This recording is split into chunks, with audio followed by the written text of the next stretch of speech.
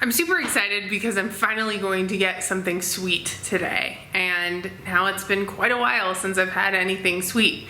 My friend Greg is coming over, and even though we've been friends for a really long time, he's a legit watermelon farmer. Who knew? Welcome to my home. I am so excited. Now, I've had no sugar since the beginning of this challenge at all. Well, here is 35 pounds of delish. I'm really, really excited. Okay, so we've been friends for over a decade. Yes. And you, in addition to your many talents, you're a watermelon farmer. Yes. What is that like? You know, it's a big hobby for us. When I was in the legislature and had a little more time, this time of the year, I actually did 5 acres. Wow. And sold to, 3 or 4 grocery stores. Now that I'm doing other things with my life, I don't have as much time as I used to, and I've cut it in half. So 2.5 acres? A couple acres, yeah. Yeah. And a couple of outlets, and then just some here's and there's. But it's such an important part of our family identity. Yeah. To be the watermelon farmers in the area, because my great grandfather actually grew watermelons out there. In the same spot? Same area. Same area. My grandfather grew them in the same spot. Wow. Going back probably to the 40s. That's so cool. Right. And so now my son is the 5th generation to do it. And so it's actually his job now. I mean, I turned it into his summer job because he was in sports. Thanks, baby. He was in sports, and he didn't have the ability to get a summer job because of practice and games and everything. So when you're farming, you have jobs to do. Right. And when that guy gets big enough, he can come out and pick watermelons with me. And so I actually have a grandson who is 3, and he'll be out this weekend. The 6th generation. This weighs the same as a 3-year-old. Yeah, it weighs more than him, actually, because he's skinny like his grandpa. Oh, wow. So what is the hardest thing about being a watermelon farmer? Is it really just a hobby? It's not something from which you produce a lot of income? Right. I think when we were at 5 acres, I'd probably sell around $6,000 a year. And it's with almost zero expenses other than labor into it. So it was a nice, it's a nice little bump of income back in the day. The hardest part, obviously, is harvest, because you have to pick up, 120 of these 30-pound or 25 to 30-pound watermelons. Wow. Twice. So you pick it up and then you pick it up out of the vines. Yeah. And then, you pile them, kind of aggregate them in piles that you come back by with the truck and pick them up. And then pop them in the truck. Actually, we put them we put them on a trailer in. Are you helping? I think you're not. We put them in 1,000-pound boxes, roughly. 1,000-pound boxes. Right. And then that is picked up by a forklift at the store. Okay. Yeah. So, and we can do, on a good year, on a busy day, we would sometimes do 8 of those 1,000-pound boxes. 8,000. Right. 8,000 pounds of watermelon. I did, yeah. And last year, when my son didn't come to help one weekend, I did 5 of those boxes by myself. And I will tell you, I was completely worn out by the end of that day. So that's the hardest part of growing watermelons, and and it takes a little hand labor to keep the weeds out of them. And then that's it. And do you do any irrigation or? Not on these. They're grown a long ways apart. Yeah. The rows are 15 feet apart, and plants are about 3 feet apart in the row. So they have a lot of space to try to scavenge whatever moisture we can get. This year's been a rough year. Yeah. It hasn't rained enough. Yeah, it's been really rough out here, and I assume out there also. It's been bad out there. And, yeah. And we just zero out. So I also grow corn, feed, for cattle feed, both irrigated and non-irrigated. The irrigated looks great. Yeah. The non-irrigated, I just met with the insurance company yesterday, and they're like, you're welcome to destroy this crop now that we've looked at Take it. a loss. Oh, that's rough. Yeah. That's really rough. Well, I am so excited because this is going to be my first bartering experience. Right on. So we're going to trade watermelons for cheese. Yes. So I make this cheese from my goats, who you've met. They're all out there. Right. And so this is a fresh feta. I just cut it this morning. So it's not going to be super salted or anything yet. It's just been salted on the outside. It's also going to be really, really moist still, because what happens is the salt, as it's salted, it creates its own brine, and then the cheese itself becomes creamy but a little bit drier. So, interesting. Yeah. So you can try that one. This one. Mm-hmm. And tell me again what kind it is. It's a feta. Feta. Mm-hmm. It's lovely too. Yeah, right? Ooh, really good. And then this is a fromage blanc. It's kind of white a crumbly cheese. Yeah, it's just a crumbly. I gave you crackers. You can eat them in front of me, even though I will probably not have crackers. Because you can't have crackers. Well, I did talk to Hillman, another buddy of ours who grows wheat, about bartering. He asked me how many pounds I need a month. I can't figure that out. I have no idea. So I don't know if I can make crackers, but then we did also buy a grain mill. Okay. So hopefully at some point I will take the process from wheat to maybe a cracker or bread or something. Can you watch YouTubes to figure out how That's to do the only this? way I do this. Okay. I mean, we've known each other for a decade. I am not a farmer, right? We know I'm not a farmer. We bought this land, 2.5 years ago, I think? Something like that. Yeah, and I have just slowly learned how to do all of this, mostly on Google and YouTube. Okay. So somewhere on YouTube you can learn how to take Hillman's wheat with the grinder that you have and grind it into flour. It has to be a fairly simple process, Yeah, people have been doing it for thousands of years. Thousands and thousands of years. And that's the thing with this entire challenge, right? Is like people have been feeding themselves for thanks, baby, for the balance of human history, right? Like, yes, some with more success than others. But it is one of the things that was really fascinating to me is I've realized with like legit farmers like you, and I don't consider myself, maybe at the end of the year I think you can count as a farmer, even though it's a micro farm, but one of the things I've realized is just how much work it is. Yeah. But remember, back in those days, they had all day to do it. That was it. Yeah. You know what I think about is because we're going through a drought right now, and we're short on harvest is going to be short. They zeroed out my non-irrigated corn. Mm-hmm.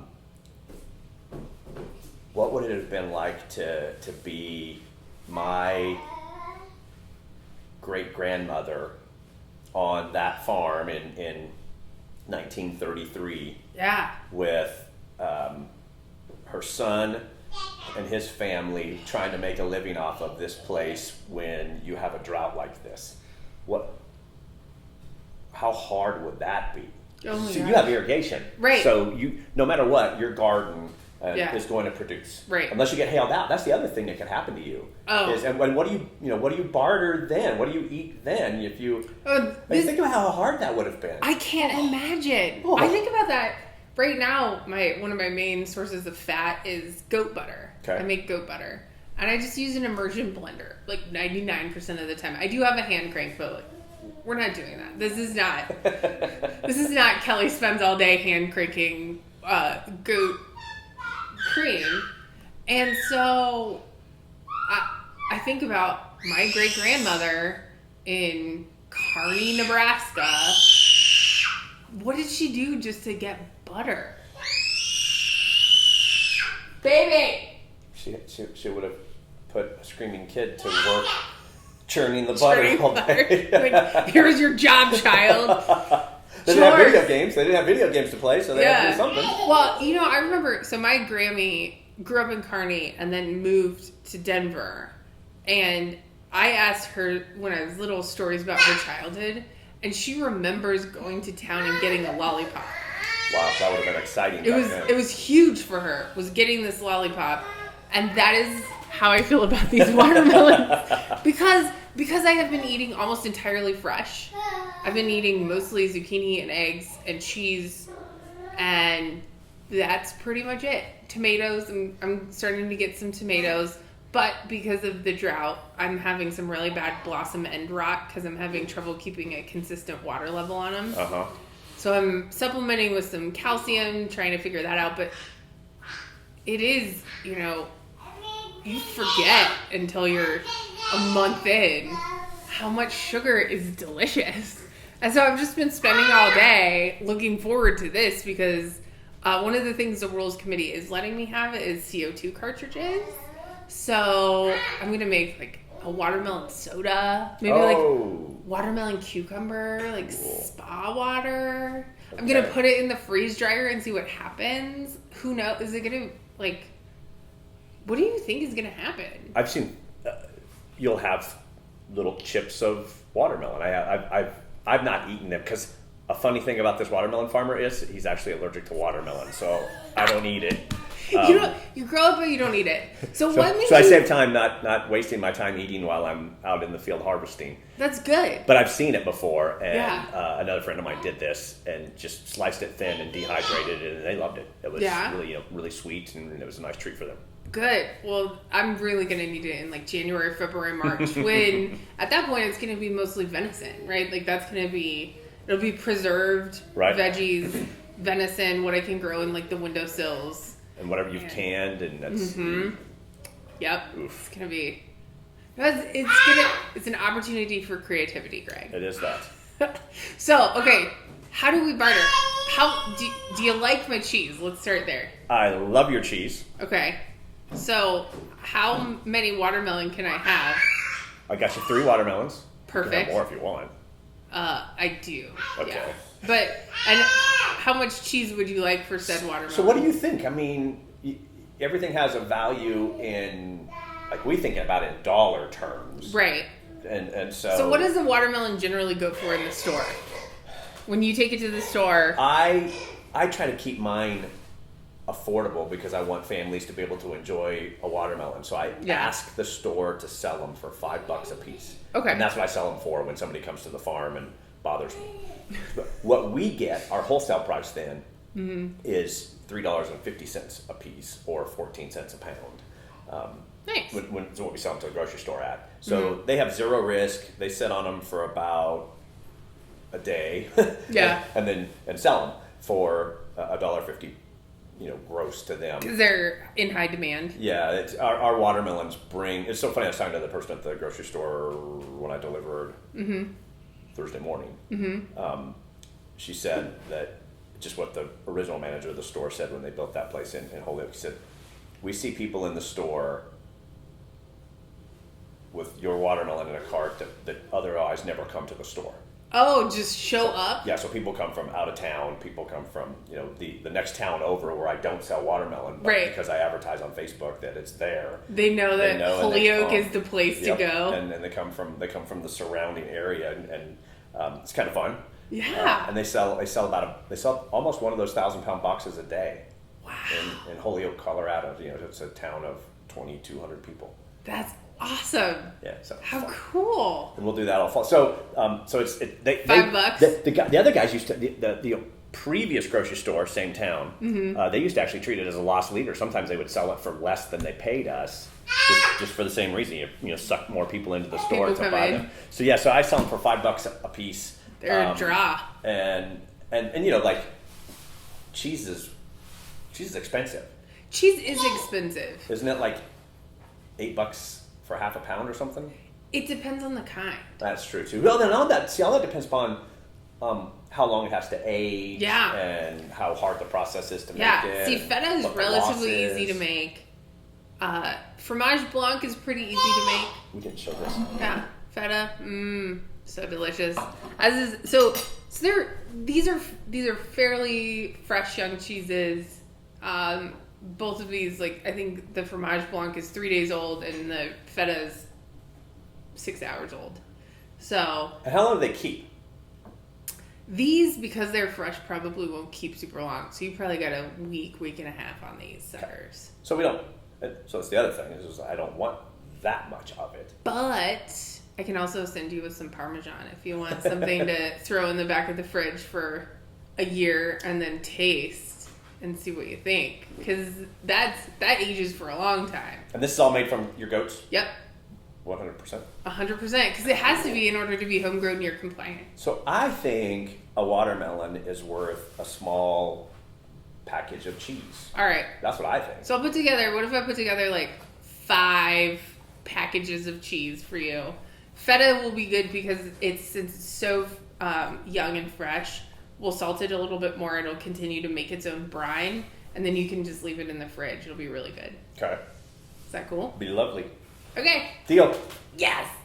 I did the thing. That means I got to go get 2 more watermelons though to make it fair. Because if you're doing 5, I'm doing 5. I think I can process 5, right?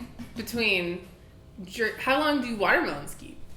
Oh, if you keep them out of the sun. Yeah. Now this one has a dent in it right here. Yeah. Okay. So I'll eat him today. So what I have found is when they have that, yeah, they won't keep for more than a few days. Okay. But these other ones that have 0 marks on them, if you keep them out of the sun and like in your house, they will keep for 2-3 weeks if you have to.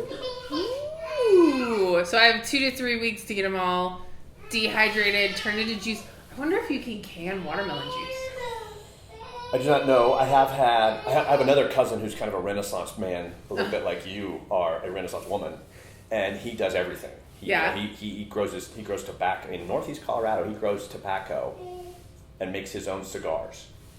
Good for him. Makes his own beer from scratch. Doesn't buy the components and put it together. I mean, I should barter with this dude. You need to meet this dude. And he buys the barley and malts it himself and does all of that by himself. Wow. And makes his own ketchup. And he made one year watermelon wine. And he let me try it. And to me, it tasted exactly like rotten watermelon smell. So I don't know how much luck you're going to have trying to can watermelon juice. But it's one of those things where I could try fermenting it. Maybe try a little bit and see in January if you made a big mistake or not. Well, I mean, I could ferment it. I've been fermenting zucchini. It's actually not terrible. Oh. Yeah. Well, you should YouTube that and see what you can come up with. Cause see if I end up like blind vomiting on YouTube, being like, ugh. I do not know. That could be fun. Okay, I wonder how much juice it takes to ferment. Well, I'll figure this out. Well, you're gonna have 5 watermelons to play with. I love it. We'll see. Okay. All right, deal. Thanks. You bet. That's fun. Isn't this fun? Yeah, it is kind of fun. Happy noisy guy.